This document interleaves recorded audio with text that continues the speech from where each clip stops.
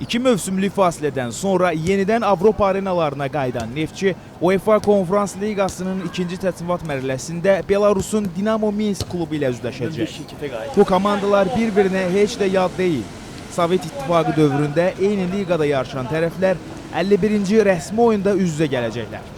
Geridə qalan 14 görüşdə Neftçi qələbə qazanıbsa, 22 maçda qalib tərəf Minsklilər olub.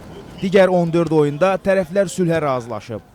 Yay transfer pəncərəsində heyətini 4 futbolçu ilə gücləndirən Bakı təmsilçisi 5 futbolçu ilə isə vidalaşıb. Rəqib cəhbəsində isə vəziyyəti qənaətbəxş saymaq olar. 14 turu geridə qalan Belarus çempionatında 33 xalla lider olan Dinamo Minsk UEFA Konferans Liqasının birinci təsnifat mərhələsində Şimali Makedoniyanın Silex kollektivini mübarizədən kənarlaşdırıb. Belarus təmsilçisini çətin vəziyyətə salan amillərdən biri də ev oyunlarını vətənlərində keçirə bilməmələridir. Neftçinin heyətində itkilər yoxdur. Oyundan öncə baş məşqçi Yuri Verundov və kapitan Emin Mahmudovun iştirakı ilə mətbuat konfransı təşkil olunub.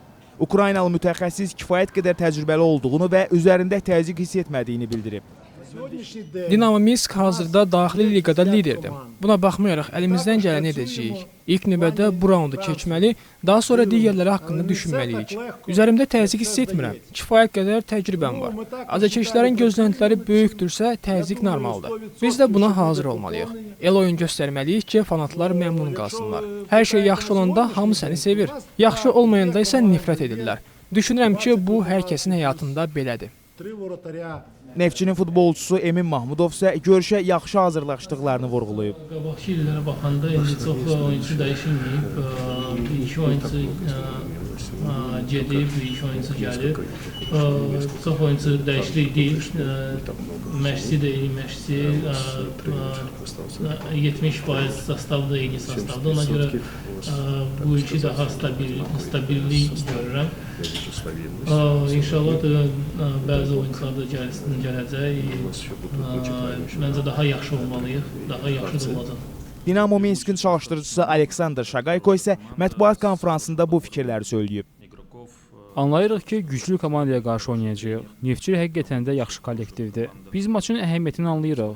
Görüşə ciddi yanaşırıq və yaxşı hazırlaşmışıq. Bütün taleyini 2 görüş müəyyənləşdirəcək. Məqsədimiz növbəti mərhələyə adlamaqda.